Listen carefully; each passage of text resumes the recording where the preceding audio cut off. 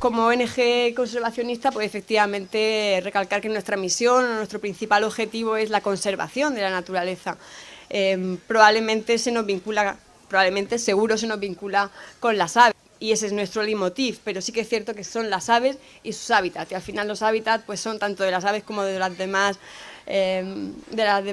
especies que hay presentes, tanto de fauna como de flora, y por tanto al final nuestra misión es horizontal, es de naturaleza. Y lo que queremos traer aquí es nuestra ilusión, nuestra motivación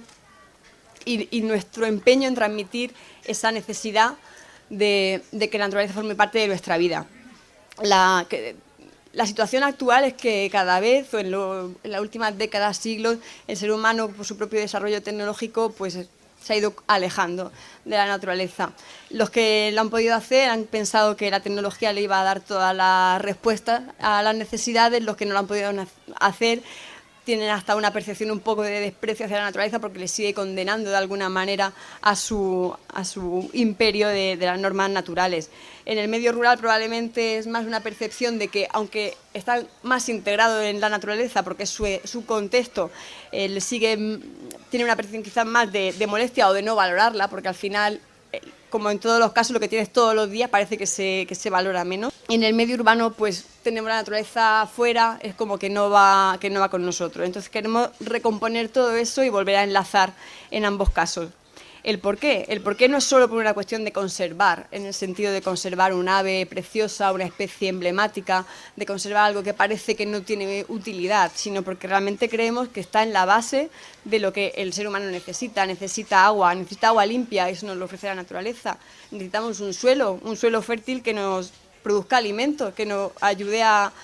garantizar que tendremos comida. Nos ayuda y nos aporta salud física en el sentido de aire limpio, salud física en el sentido de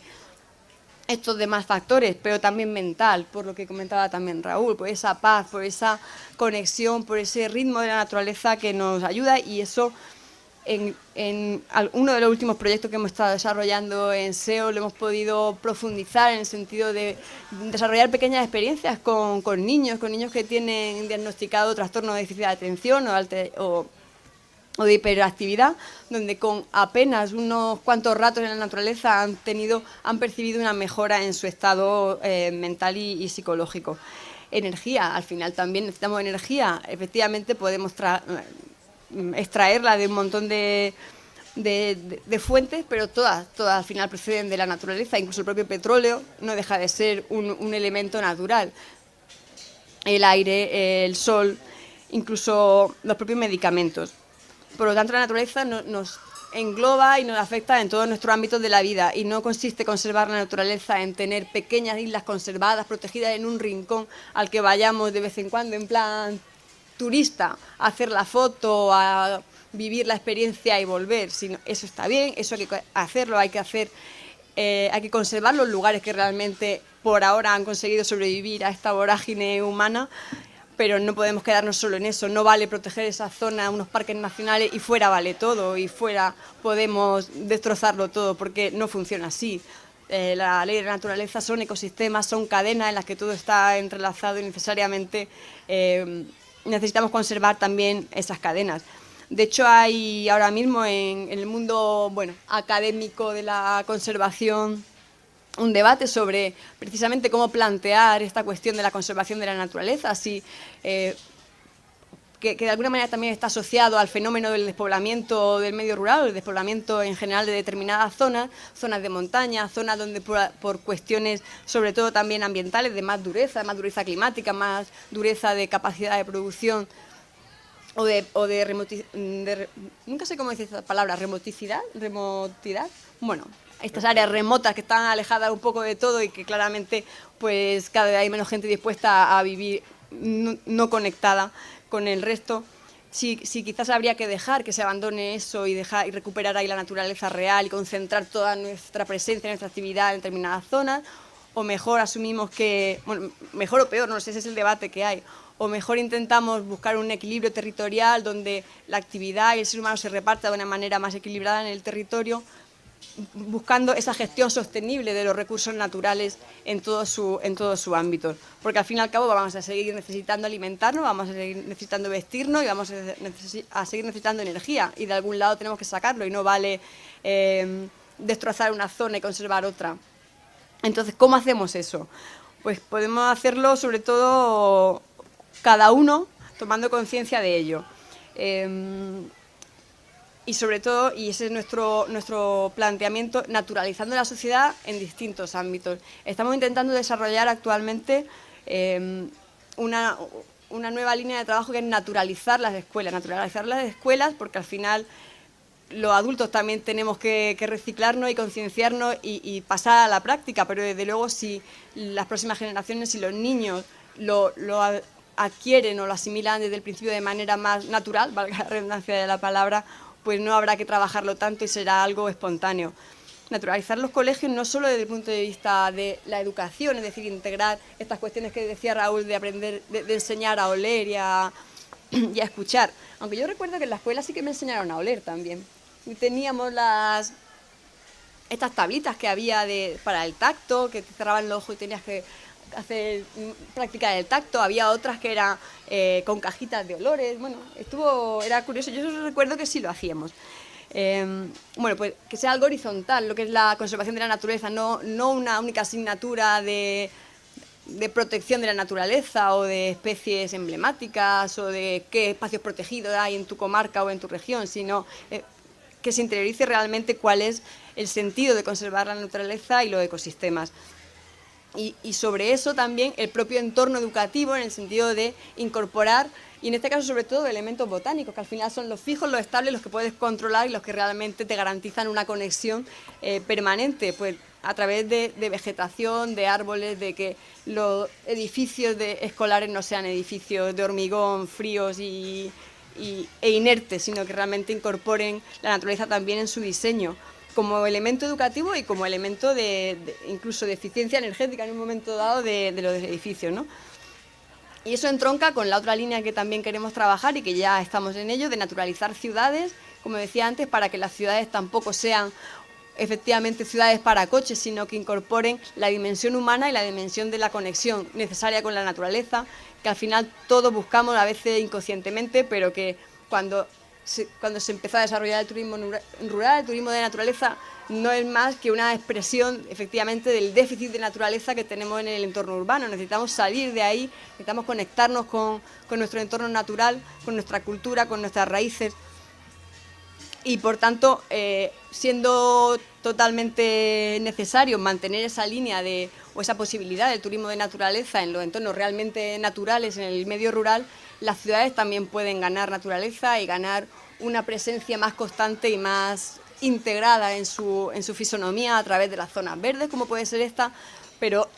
no solo, manejar zonas verdes para que sean más naturales, pues que haya menos plantas autóctonas, que reflejen un poco más la vegetación local, que refuercen la presencia de otra parte de la naturaleza, que es la biodiversidad, que por ejemplo cuando he hecho un poco el repaso antes no he hablado de la biodiversidad, que cuesta integrarla en esta parte de lo que nos aporta la naturaleza, porque parece que lo que es más allá del agua, el suelo y la energía, no está muy claro qué función tiene en la naturaleza, ¿no? Pues tiene la función precisamente también de hacer que funcionen los ecosistemas. Estos pájaros que dispersan semillas para que las plantas se polinicen, esos microbios y microorganismos que están en el suelo para que la fertilidad del suelo continúe. El suelo no es un organismo, o sea, no es algo inerte, tiene una microfauna dentro que es la que realmente hace que sea fértil. Reptiles que comen mosquitos, las salamanquesas cuando están por las paredes comiéndose los mosquitos, todo tiene su función, los murciélagos. Al final no es una cuestión de querer que haya bichos por ahí merodeando, sino que realmente tienen una función. Trabajamos últimamente mucho y creemos que es algo que tenemos que conseguir a medio plazo, hacer entender que cuando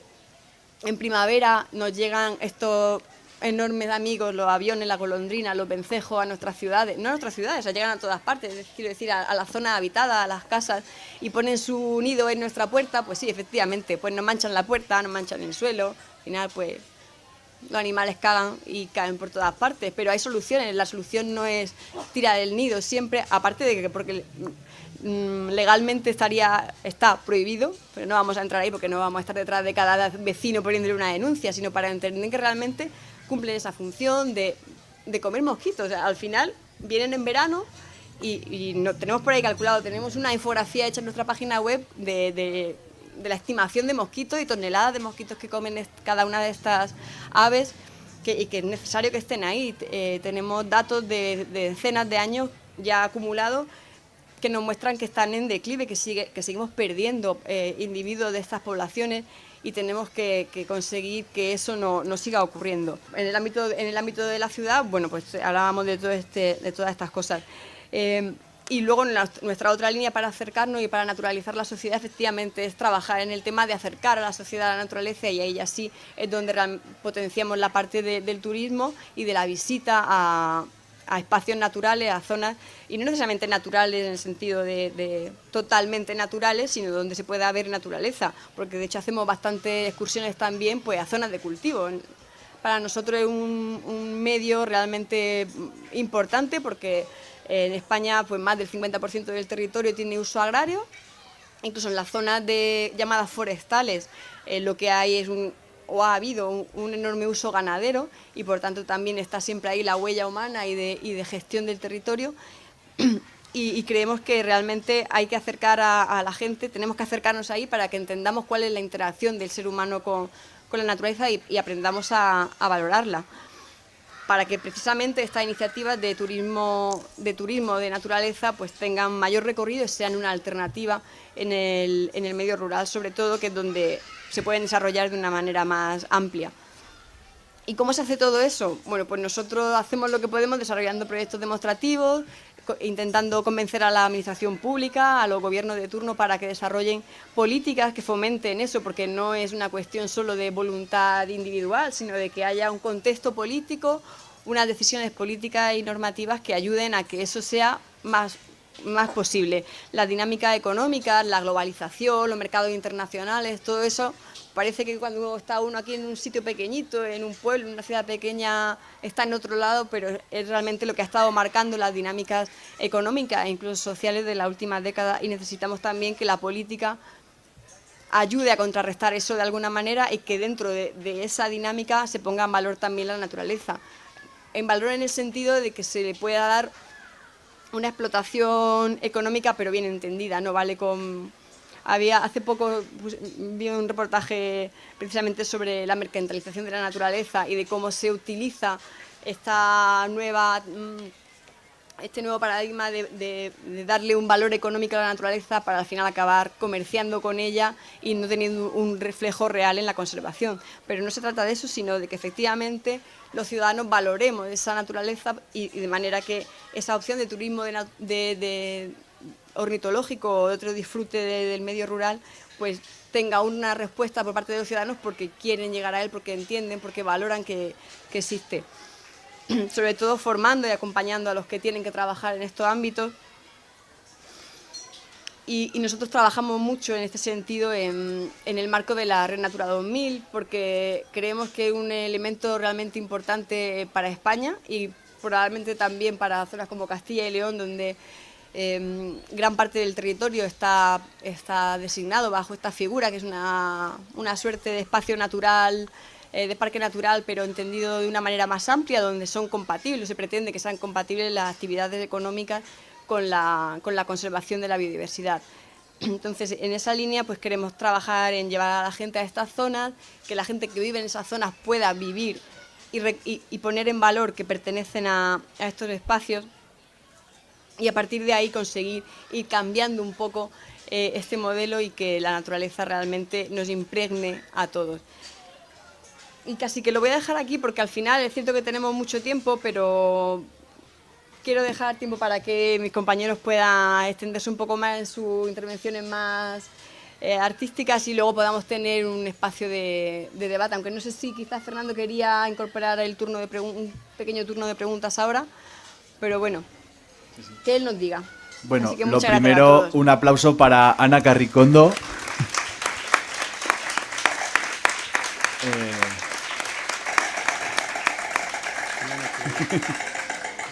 Aplauso humano y aplauso cicónigo. Y efectivamente, a mí me parece una novela de terror el hecho de que un niño no vea su primera vaca hasta los 7-8 años. Y el privilegio, ¿no?, que debería ser derecho de criarnos en estado semisalvaje, dentro de lo que la legalidad contemple. Como andamos un poquito con cierta holgura de tiempo, pues bueno, podemos abrir ahora un pequeño turno de preguntas. Y bueno, pues tanto para Raúl como para Ana, botánica, aves, naturaleza, ¿tenéis alguna pregunta, alguna reflexión que compartir? Bueno, eso significa que las vamos a dejar para el final.